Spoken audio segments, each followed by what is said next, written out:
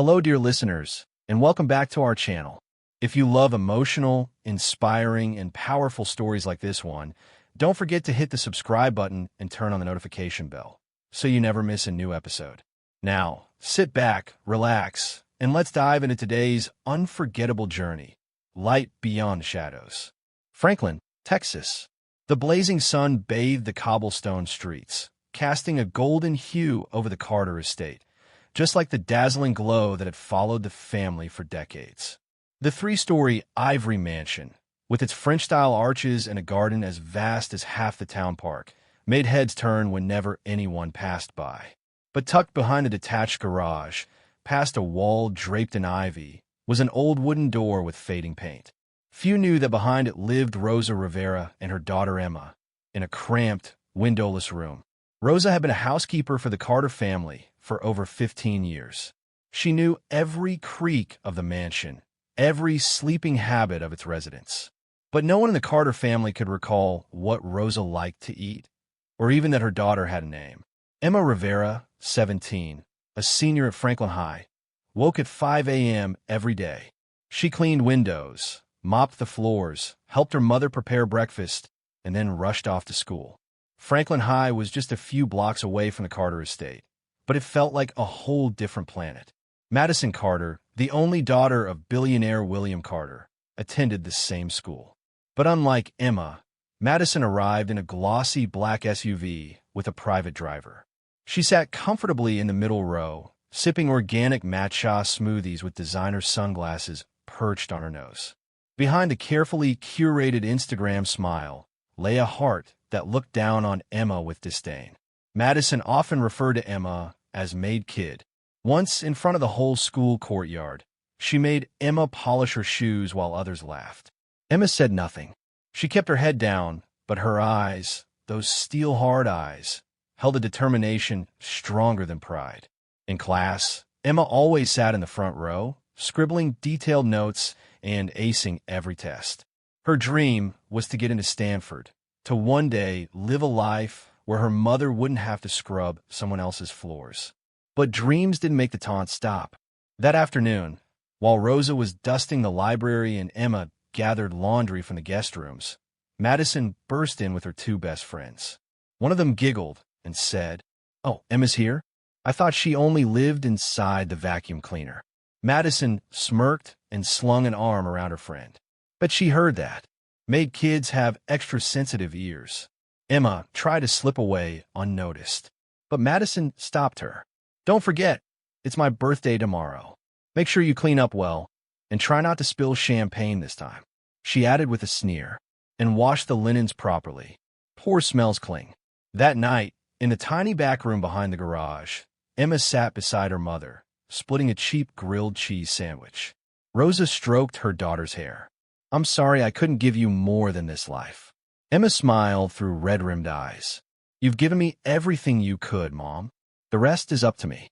On her second-hand laptop, Emma opened the Stanford scholarship application. She placed her fingers on the keyboard and began to type. "I was born in Franklin, in a room behind a garage. But I believe your starting point doesn't determine your destination." The next morning, she went to school as usual, but whispers followed her down the hallway. The Carter party's going to be insane. They're hiring a DJ, a pop singer, even installing a floating pool. Emma gave a faint smile. She knew all about Carter parties. She was always the one holding the tray, scrubbing the punch-stained carpet, picking glitter out of the couch cushions. That evening, Rosa altered an old cocktail dress tossed out by Mrs. Carter. "I want you to wear this, Emma. Just for once. Let yourself feel beautiful." Emma hugged her mother tightly. The dress wouldn't change the world, but it was love sewn into fabric. The party began at 7 p.m. Lights bathed the mansion in gold. Wine flowed. Music thumped. Emma stood near the snack table, carrying a tray of cupcakes, trying to be invisible. But Madison noticed. "That dress. Wasn't that from my mom's closet? Last year's collection." She laughed loudly. Vintage poor girl style. Emma's face flushed, but before she could walk away, someone, accidentally or not, shoved her. Emma stumbled and tumbled into the pool. The crowd burst into laughter. Phones came out. Someone live-streamed it. Soaked, shivering, humiliated. No one reached out a hand. Madison stood on the pool's edge, howling with laughter. Flashlights flared around her. Emma pulled herself out, water dripping from her hair, her eyes no longer frightened, but furious. Not at them, at herself. That's enough. I wasn't born to stay bowed. The water in the pool felt colder than ice, as if it had swallowed every ounce of dignity left in Emma Rivera's heart. She stood shivering, drenched from head to toe, the thin fabric of her patched-up dress clinging to her body like a soggy shroud. Laughter echoed around her, mingling with the beat of the music and the click of smartphone cameras. Somewhere among the crowd, she could hear Madison Carter's voice ringing out louder than all others. Guess maid kids really can't hold their balance. More laughter. Emma's fists clenched at her sides. Her lips trembled, but she bit back every word, every scream, every plea for someone to stop. No one would. Not here. Not in this house. She wasn't guest. She was just furniture that moved and breathed. She walked out of the pool slowly, water sloshing around her feet, her eyes scanning the faces that turned away, pretending not to notice. Some whispered. Some sneered. One girl had her phone aimed directly at Emma, smiling as she filmed. Emma turned and walked toward the back door of the house, teeth chattering. Her soaked shoes squished with every step. Behind her, the party continued, louder than ever. Inside the small laundry room behind the garage, Rosa dropped the plate she was washing when she saw her daughter. Emma, oh my God, what happened? Emma didn't answer. She stood silently, arms crossed, head low. Rosa ran over with a towel, wrapping her tightly, tears in her eyes. Did someone push you? Emma hesitated. It doesn't matter. Of course it matters. They humiliated you. No, Mom. They reminded me.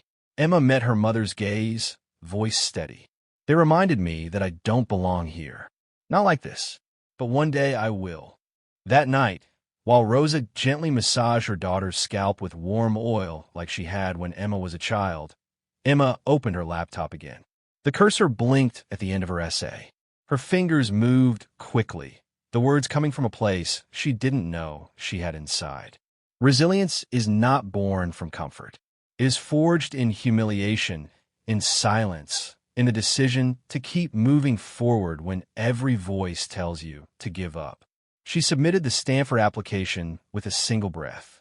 Then she shut the laptop, closed her eyes, and let the pain fade into determination. The following Monday at school, things were worse. The video of her fall had gone viral, at least viral in the Franklin High sense. It had been posted to a private Instagram account, shared in group chats, captioned swimming lessons for the maid's daughter. There were gifs, memes, jokes in hallways. Emma walked through it all like a ghost, her shoulders tense, but her chin high. She refused to give them what they wanted. In AP English, her teacher, Mr. Holcomb, handed back essays on the Great Gatsby. Emma's was the only one with a red A+ at the top. Madison's was marked with a C and the comment, "Did you even read the book?" Madison scowled and leaned over toward Emma. "You know you're not actually going to Stanford, right? They don't take maids' kids." Emma stared straight ahead, refusing to bite. But her silence only seemed to enrage Madison more. "What, too scared to talk now? After all that splashing, you should have at least learned how to stand up for yourself." The class grew quiet. Mr. Holcomb glanced over, sensing tension, but said nothing. Emma slowly turned to Madison, meeting her eyes for the first time since the party. Better to be silent and succeed than loud and empty. A few students blinked. Some chuckled softly. Madison's cheeks turned red. At lunch, Emma sat alone outside by the trees, her usual spot. She pulled out her notebook, not to study but to draw. It was something she didn't often allow herself. Art felt like a luxury. But today, she let her pencil move. She drew a girl underwater, eyes open, mouth closed, hands reaching for light. That evening, Rosa came home looking worried. She set down her purse slowly, as if unsure how to speak. "Emma, I overheard something today." Emma looked up from her textbook. "Mr. Carter. He was meeting with his lawyer. I was cleaning the study. They didn't know I was there." Emma's eyes narrowed. "What did you hear?" Rosa hesitated. "Something about hiding assets." Offshore accounts. He said he might need someone to take the fall. Emma's breath caught. Who? A name I've heard before. Peter Hanley, one of the accountants. He's just a junior employee. Quiet. Kind. Emma's heart raced. Did you record anything? Rosa shook her head. No, I was too scared. Emma stood, pacing. Her instincts flared. She knew enough from listening to news and reading online forums. Mr. Carter was being investigated. His company had been under scrutiny for months. If he was planning to frame someone, it wouldn't be someone powerful. They'll destroy that man's life to save themselves, she said quietly. Rosa looked at her daughter. What are you going to do? Emma paused. Then she said something that surprised even herself. I'm going to stop them. The next day, Emma carried a small voice recorder in her backpack. Rosa was terrified, begged her to stay out of it. But Emma knew the cost of silence. She'd lived it, worn it, dried it off her skin after parties. During her after-school shift helping her mom, Emma waited until Mr. Carter was alone in his study again. She volunteered to bring in his coffee. As she stepped in, she slipped the recorder beneath a stack of magazines on the desk. From the hallway, she listened. The lawyer returned. And then, the conversation began again. Hanley's clean. If we don't put some evidence on him, it'll be me they go after. You're asking me to commit perjury. I'm asking you to protect a billion-dollar legacy. Click, click, click. Her hands trembled as she retrieved the recorder that night. She had proof, but with proof came danger. Rosa begged her not to do anything. Madison had already humiliated her. Did she really want to go to war with a billionaire? Emma did. She didn't want revenge. She wanted justice. She uploaded the audio file to an encrypted drive. She printed a transcript. And then she made an anonymous drop to the local investigator's office handling the Carter Enterprises case. Within 72 hours, there were headlines. Breaking. Leaked recording ties William Carter to financial fraud cover-up. Whistleblower reveals attempt to frame employee in Carter investigation. Madison didn't come to school that week. Emma did. She walked into Franklin High like a storm had just passed, and she had survived it. She sat at her desk. She opened her book. She studied, because she still had a dream, and now no one was going to push her underwater again. The silence inside the Carter mansion was different now. No more late-night parties. No more deliveries of champagne or designer gowns. No more laughter echoing through the halls. The grand piano in the living room, once the centerpiece of countless holiday photo shoots, sat untouched, collecting dust like the family's fading reputation. William Carter, the billionaire hotel magnate who once appeared on magazine covers alongside tech giants and governors, was now a man with dark circles under his eyes and 3 lawyers on speed dial. Emma had sensed the shift even before the headlines. Rosa heard it first. Muffled conversations behind closed doors, late-night phone calls, visits from unfamiliar men in suits. She told Emma in whispers, her voice tight with fear. But Emma wasn't afraid anymore. Not after what happened at the party. Not after she exposed the recording. If anything, she felt more alive than ever. It had been 2 weeks since the whistleblower tape went public. Emma never claimed credit, and no one suspected her. She had made sure of that. The files had been sent through an encrypted public server using a burner account from the school library. Yet, the results were seismic. William Carter's name flooded every local news channel. Federal investigators reopened the case into Carter Enterprises' offshore accounts. Rumors swirled that his inner circle was crumbling, and so was his carefully curated empire. Madison had stopped coming to school. No one knew where she was. Emma, meanwhile, remained quiet, focused. Her grades had never been higher. Her Stanford application had moved to the final round of consideration. She received an email from a regional education nonprofit asking if she would speak at an upcoming youth conference, an opportunity that might change everything. Still, a part of her was uneasy, because despite everything, she knew one truth. William Carter wasn't done yet. One Thursday afternoon, while helping Rosa clean the office wing of the mansion, Emma overheard voices through the partially closed study door. "They're getting too close," William said, his voice sharp but hushed. A second voice, his attorney, for what Emma could gather, responded, "We need to move fast. If they subpoena the wrong files, you're exposed. We need a scapegoat. Emma froze. Another scapegoat? She leaned in slightly, careful not to creak the floorboards. William continued. We'll use Charlotte this time. She has full access to the back channels. We plant the email chain. Make it look like she went rogue. Emotional breakdown. Maybe even a suicide attempt. Emma gasped. A floorboard squeaked. Silence. Inside the study, a chair scraped back. Heavy footsteps approached. Emma darted around the corner, pretending to carry a mop and bucket. William stepped out, eyes narrowing. Emma. She turned, feigning surprise. Yes, Mr. Carter? He looked her up and down. How long have you been standing here? I just came to clean the hallway, sir. A long pause. His gaze was cold, calculating. Then he smiled. Of course. You've always been a good girl. Your mother raised you well. Emma forced a nod and walked away slowly, back muscles tight with tension. Around the corner, she pressed herself against the wall, heart pounding. Charlotte. She recognized the name. Charlotte Singh, the company's head financial analyst. Single mother. Kind eyes.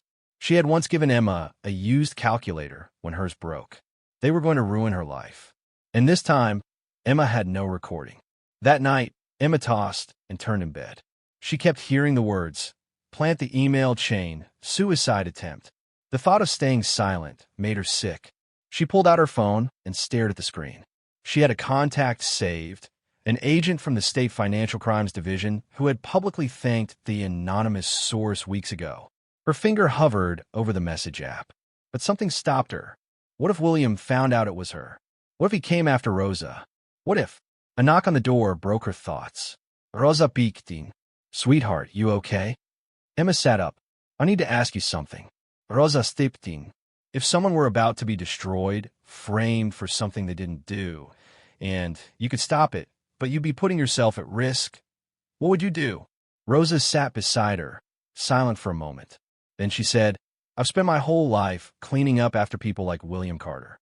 Rich, powerful people who think others are disposable. But you're different. You see the truth. If you can stop them, Emma, then maybe someone else's daughter won't have to be me. Emma's throat tightened. She nodded. I'm going to try. The next day, Emma skipped her lunch period and went to the school library. She logged into a secure email she'd created during the last whistleblower leak. She drafted a message. To Agent L. Ruiz. This is the same source from the Hanley file. William Carter is planning to frame Charlotte Singh. You need to act now. I have no recording this time, but I was present during the planning. Time is critical. She hesitated, then hit send. 10 minutes later, she received a reply. Subject, Carter case. We're on it. Thank you again. Stay safe. Eleh. 3 days passed. Emma checked the news obsessively, heart racing each time. Then it came. Breaking.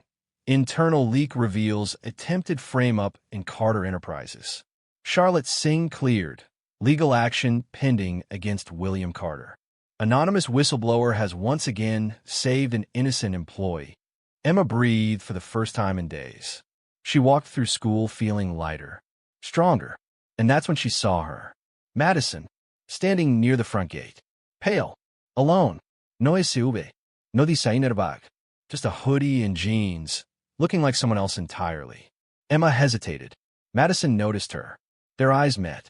A long pause. Then Madison looked away. Emma walked past. But for the first time, Madison didn't sneer. She just whispered, almost to herself, "Why are you still standing?" Emma didn't turn back. She just kept walking. But her voice, clear and steady, floated behind her. "Because you tried to drown me, and I learned to swim." The email came on a quiet Tuesday morning. Subject line, Stanford Full Ride Scholarship, finalist confirmation. Emma stared at the screen for a full 10 seconds, heart pounding, afraid to click. When she did, she saw the words she had dreamed of for years. Congratulations, Ms. Emma Rivera. After reviewing your academic excellence, personal essay, and recent nomination from the Franklin Youth Resilience Initiative, we are pleased to inform you that you have been selected as a finalist for the Stanford Leadership and Service Scholarship. Final interviews will take place via Zoom next week. Her hand covered her mouth. Rosa walked in holding a tray of toast. Are you okay? Emma nodded slowly, then looked up with wide, teary eyes. Mom, I did it. The tray dropped. Rose's hands flew to her mouth. Then they both burst into tears, hugging each other tightly in the small kitchen behind the garage, as if the entire world had finally opened a door just wide enough for them to walk through. But the door came with a spotlight. The Stanford Selection Committee had requested a public recommendation, and her nomination came from the Franklin Youth Resilience Initiative, an NGO that worked with underserved students and tracked anonymous contributions to local justice causes. Which meant Emma's role in exposing the Carter corruption was beginning to surface. Within 2 days, a local journalist, Amber Lynn, emailed asking for an interview. Subject: the voice behind the truth? Emma, I believe you were the anonymous source behind the Carter/Hanley leak. If so, your courage saved multiple people. If you're willing, I'd love to interview you for our Sunday front page. Your story could inspire a lot of young people. Amber asterisk. Emma's stomach twisted. She'd always imagined a different kind of recognition. Winning science fairs, giving graduation speeches, maybe a scholarship spotlight. But this? Being the girl who took down a billionaire? That was dangerous. Still, Rose's words echoed in her head. If you can stop them, maybe someone else's daughter won't have to be me. Emma replied with a single line. I'll talk, but on my terms. They met at a small cafe on the outskirts of town, away from Carter's influence and the eyes of her classmates. Amber Lynn, a calm woman in her 30s with a laptop and a press badge, spoke gently. I'm not here to exploit you, but I do believe your story matters. Emma told her everything. The hidden conversations, the recordings, the nights spent fearing what might happen to her mother. The moment she decided to act, not out of revenge, but necessity. Amber listened without interrupting, then finally asked, Do you regret anything? Emma thought hard, only that I didn't do it sooner. The article hit shelves and digital platforms on Sunday morning.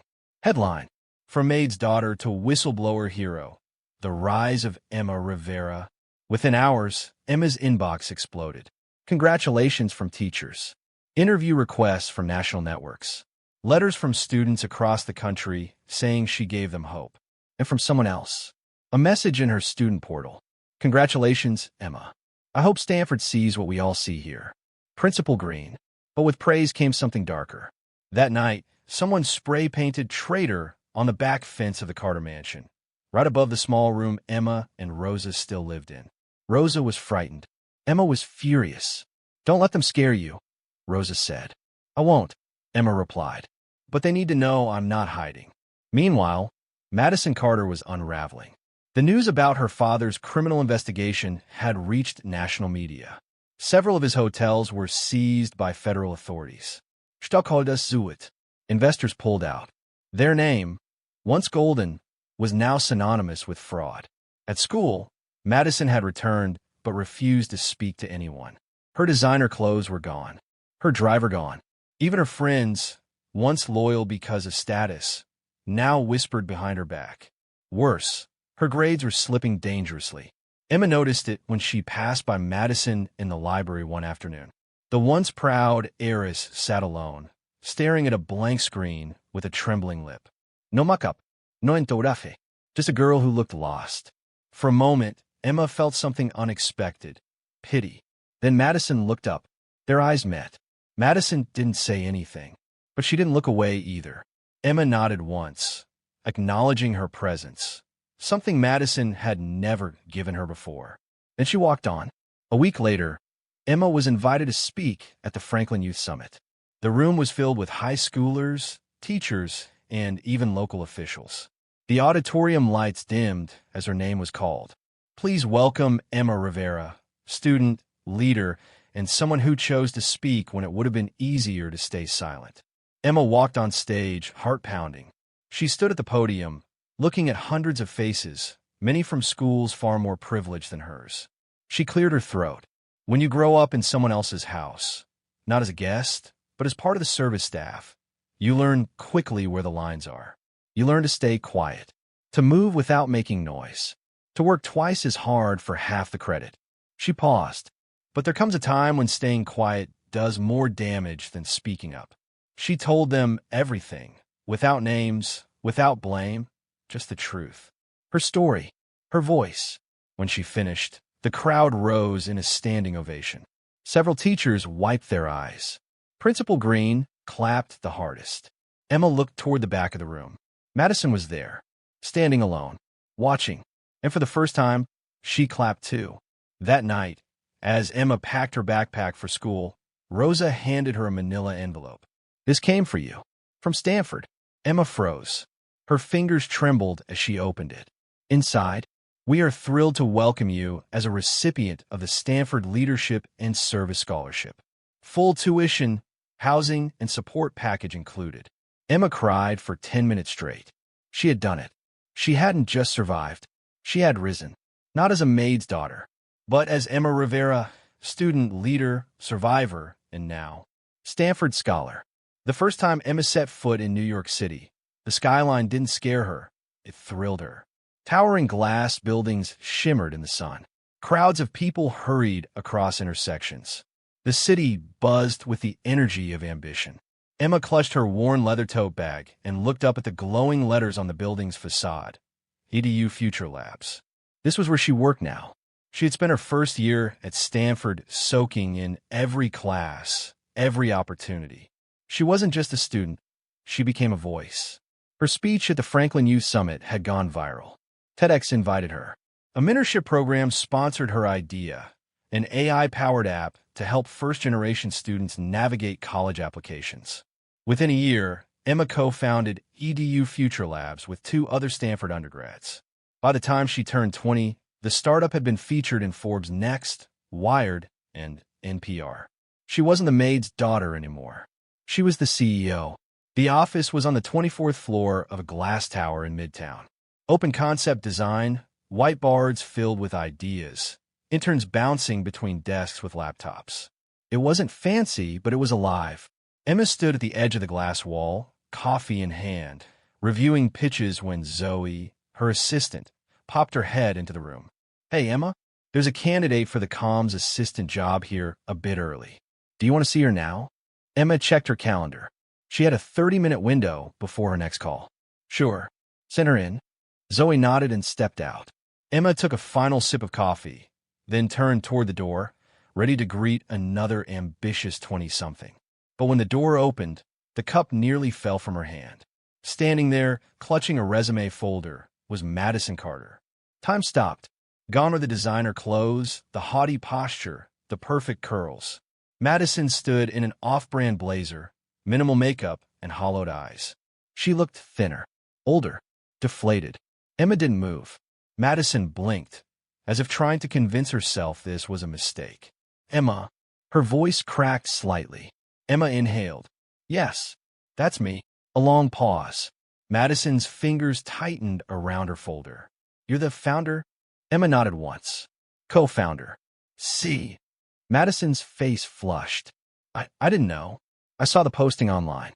I didn't realize." Emma walked slowly toward the desk and gestured to the chair opposite hers. "You're here for the communications assistant role?" Madison hesitated, then sat down. Her pride was fighting her every move. "Yes, I am." Emma opened a file on her tablet. She already knew Madison's resume would be thinner than most, but she forced herself to remain neutral. She asked the same question she would have for anyone else: writing experience, work ethic, adaptability. Madison answered honestly. "No embellishment. No sugarcoating. Just facts." Emma noticed something strange: humility. Finally, Emma asked, "Why do you want this job?" Madison's lips parted, but for a moment, no words came. Then, "Because I've failed. I took everything I had for granted. I lost my family's name, our money, our friends, and I don't want to spend the rest of my life pretending that none of it was my fault. I want to start over." She looked up, eyes glimmering, not with tears but shame. "And I know, I don't deserve to ask, especially not from you." Emma's breath caught in her throat. This was the girl who had laughed when she fell into the pool. The girl who called her maid kid, who live-streamed her humiliation for the world to see. But this girl in front of her now, she was no longer the queen of Franklin High. She was someone standing at rock bottom. Emma stared at her for a long moment, then asked quietly, "Do you know what it's like to scrub a toilet while listening to your classmates laugh about your mother being their housekeeper?" Madison looked down. "No. Do you know what it's like to be afraid to raise your hand in class because someone might say your hands still smell like bleach?" Madison didn't answer. Emma leaned forward slightly. "You don't have to know, but if you're serious about starting over, this job won't be easy. No special treatment. No shortcuts. You'll be reporting to people younger than you, taking orders, owning your mistakes." She paused. "Can you handle that?" Madison looked her dead in the eyes. "Yes." Emma nodded slowly, then stood up and extended her hand. "Welcome to the team." Madison blinked. "Wait, are you serious?" "I don't hire based on the past. I hire based on what people do with their second chance." Madison rose shakily and shook her hand. "Thank you. Truly." Emma gave a faint smile. "You start Monday. Zoe will send you the onboarding packet." Madison turned to leave, but paused at the door. Emma looked up. "You didn't have to do this." Emma replied softly, "No, I didn't." And Madison walked out.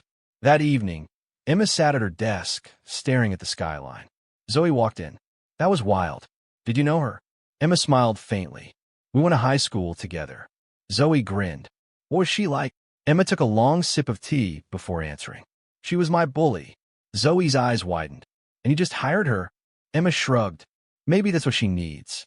And maybe it's what I needed too." That weekend, Emma received a text from an unknown number. "Hey, I know you don't owe me anything, but I just want to say thank you for not being like me.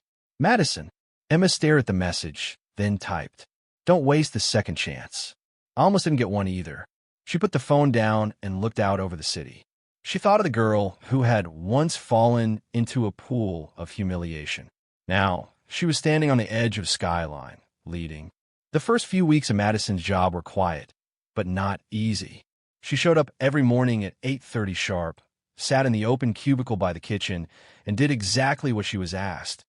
Copy editing newsletters, scheduling posts, replying to low-priority press inquiries. No one knew her story. No one whispered behind her back. She was just Maddie, the new comms assistant. Emma watched from a distance. She hadn't offered any special instructions to the team, just told them to treat Madison like anyone else. And to Emma's surprise, Madison didn't act entitled. She didn't sulk or disappear early or ask for breaks. She just worked. Still, not everyone was convinced. Zoe, Emma's assistant, cornered her one afternoon during their project review. "You sure about keeping her here?" Emma looked up from her laptop. "Yes, she's doing the work." "Yeah, but she's also the reason you almost dropped out of high school." "You seriously forgot that?" Emma met her gaze. "I haven't forgotten anything. That's exactly why I can tell when someone's trying to change." Zoe didn't argue, but the tension lingered. One Thursday, Emma stayed late in the office to finish a grant proposal. The building was nearly empty. As she typed, she heard footsteps down the hall. Madison appeared in the doorway, a file in hand. "You left this in the conference room." Emma reached for it. "Thanks." Madison didn't leave. "Can I ask you something?" Emma closed her laptop slowly. "Sure." Madison sat on the edge of the desk.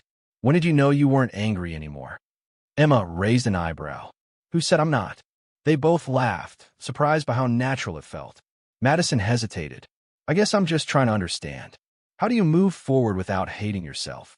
Emma thought for a long moment. "You don't. Not completely. But you can turn shame into something useful.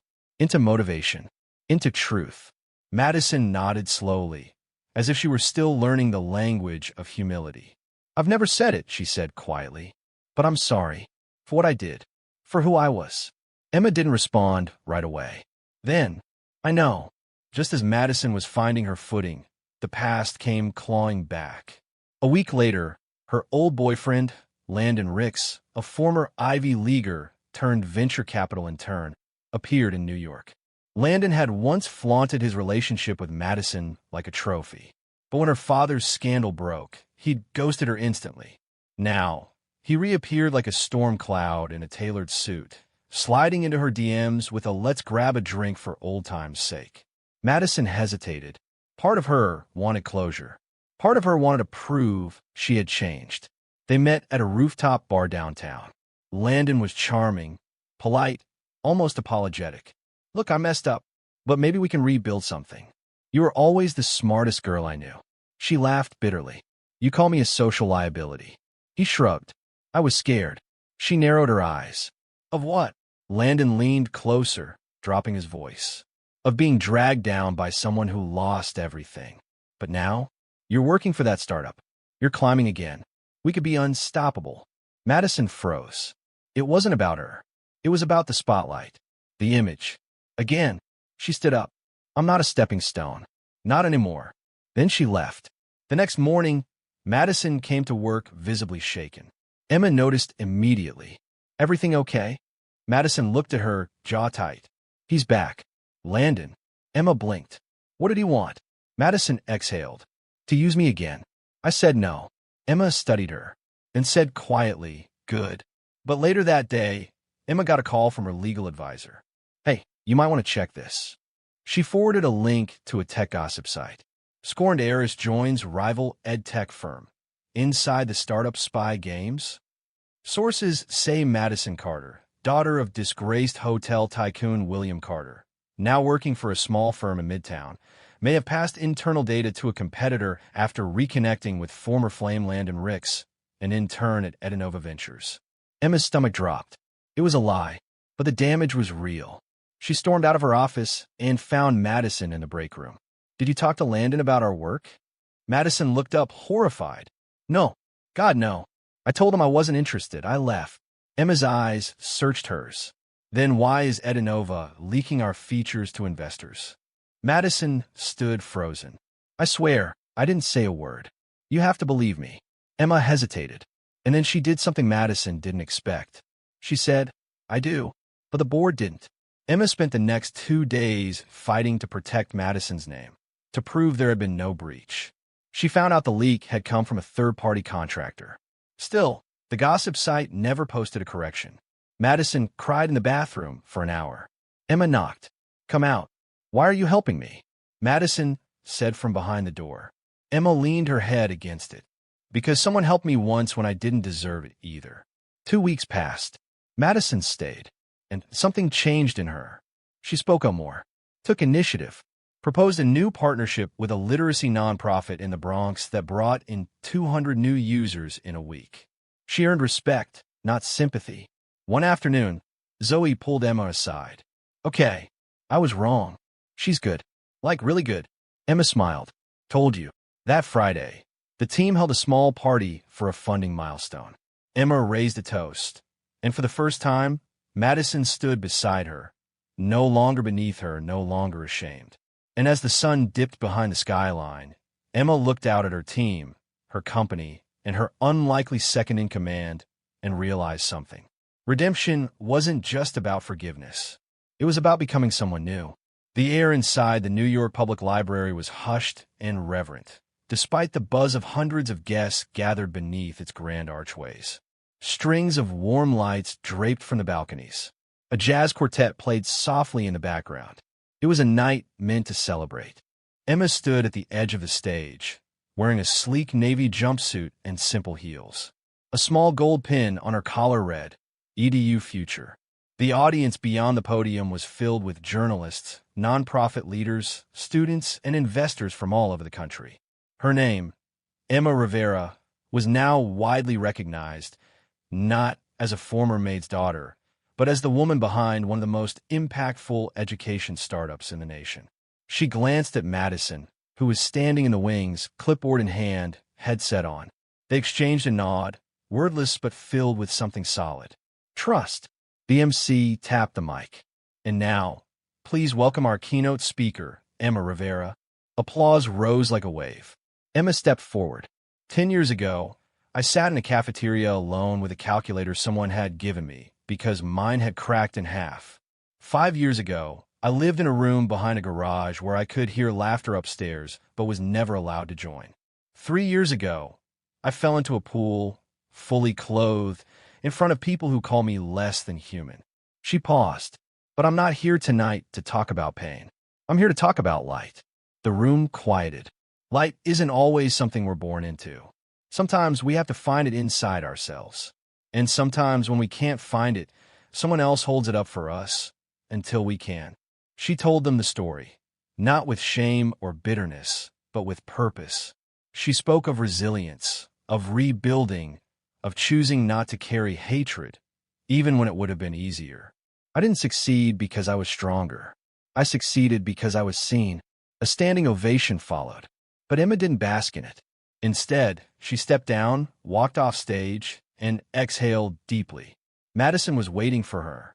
"You killed it," Madison said softly. "Thanks." Emma smiled, but then tilted her head. "You okay?" Madison nodded. "Actually, I am." The two women walked outside after the event, heels clicking softly on the sidewalk. The city lights reflected in the windows like stars had fallen to earth. They paused at Bryant Park, sitting at a small table, the sounds of the city buzzing faintly around them. Madison broke the silence first. "You know, I used to think people like me didn't need forgiveness, that we could just move on and leave the wreckage behind." Emma looked at her. "And now I know that real change comes with real consequences and real effort, and people like you who don't give up." Emma leaned back. "I didn't do it for you. I know, but you did it anyway."